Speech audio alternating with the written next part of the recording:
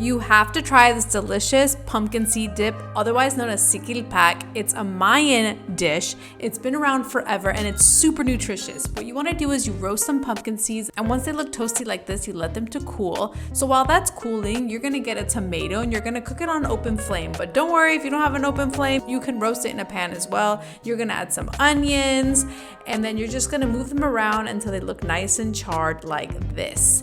Then you're going to add your pumpkin seeds to a blender, and you're going to make like a flour. You're going to make sure it's like nice and grainy and fine, right? So pour this into a bowl, and then now it's time to blend all your tomatoes and your onions. So make this into kind of like a salsa, just a tiny bit of water to make it like, like a puree.